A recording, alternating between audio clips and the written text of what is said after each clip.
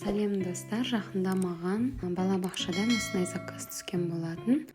Күзгі утренникке осындай балалар бұлт бейнесінде шығу керек болатын. Бірінші интернетті ақтарып қарадым, бірақ бізге оңай әрі тез жасалатын түрі қажет болды. Бұл костюмдерге флис матасын, одан кейін трехнитка матасын қолдандық. Матаны осылай 4 қабаттап қойып, қазір 4-5 жасқа арналған 104-110 см футболканың көмегімен қазір пончомызды пішіп алатын боламыз. Матаның бүктелген сгиб жағына осылай футболкамыздың алдыңғы бөлігін қойып, осы 4 қабат матамызды бірдей етіп кесіп алатын боламыз.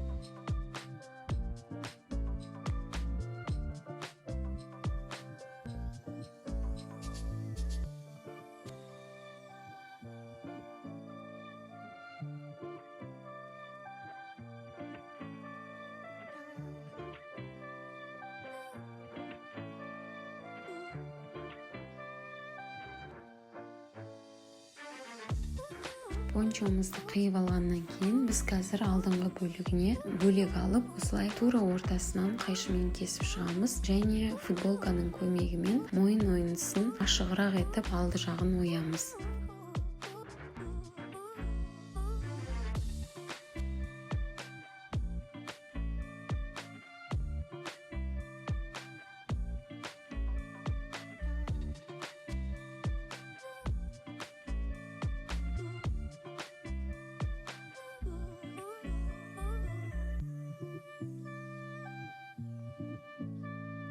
Бұл бізде костюмымыздың алдыңғы бөлігі.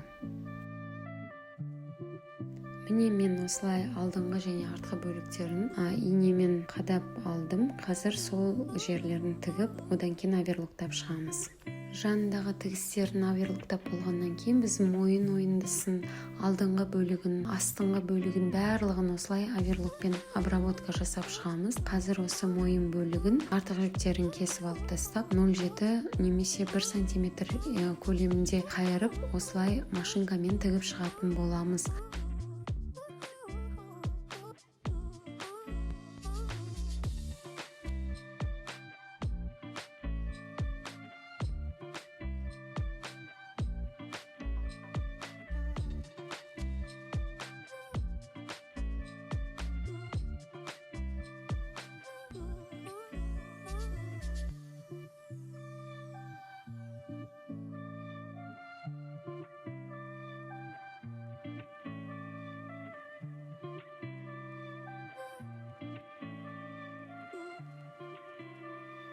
Мойын ойынымызды тігіп болғаннан кейінгі кезек бізде осы алдыңғы екі бөлігімізді осылай 4 см көлемінде қайырып, тағы да бастырып тігіп шығатын боламыз. Одан кейін пончомыздың астыңғы бөлігін де 2 см-ге қайырып тігіп шықтым.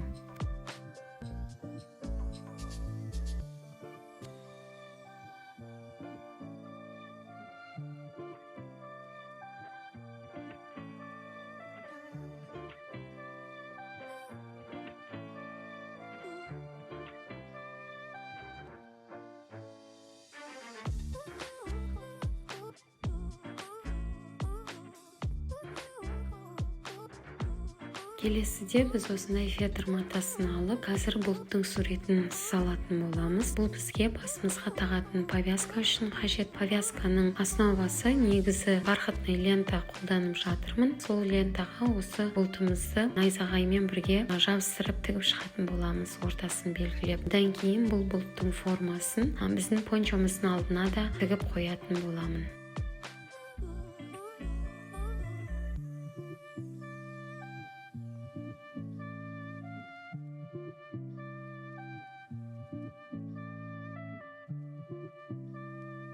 Бұл біздің найзағайымыздың формасы. Бұлтты және найзағайды өздеріңіз көлем жағын, форма жағын өздеріңіз таңдайтын боласыздар. Осылай бормен сызып алып, кесіп шығатын боламыз.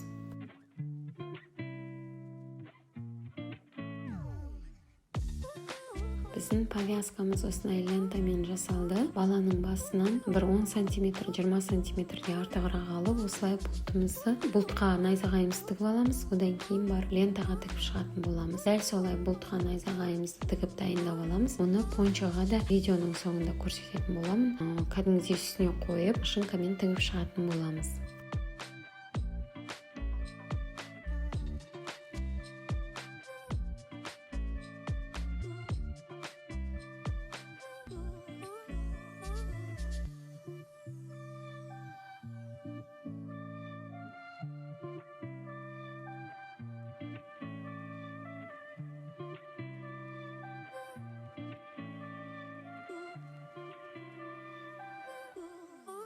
Міне біздің дайын бұлтымызды осылай пончомыздың оң бөлігіне осылай қойып, булавкамен қадап алып, бастырып тігіп шығатын боламын.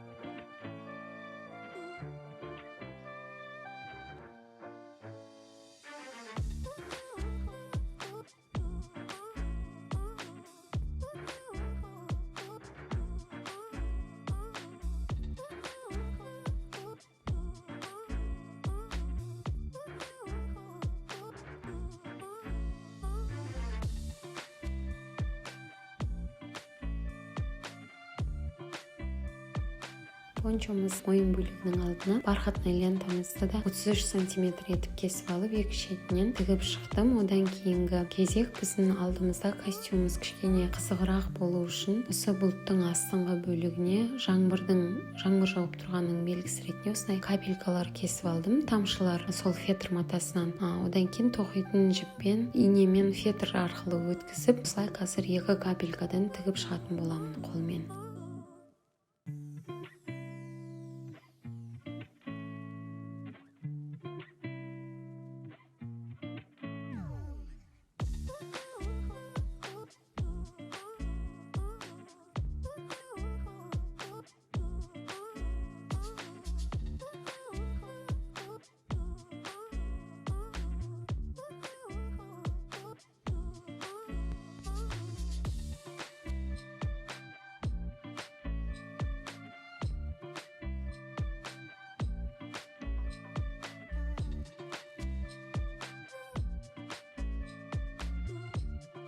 Міне біздің костюмымыз дайын болды. Ешқандай қиындығы жоқ. Кез келген балаңыздың утреннигіне осындай костюм тігіп бере аласыз, немесе заказға алып тіксеңіз де болады. Өте оңай жолы. Видеом ұнаса каналға тіркеліңіздер, лайк басыңыздар, комментарий қалдырыңыздар.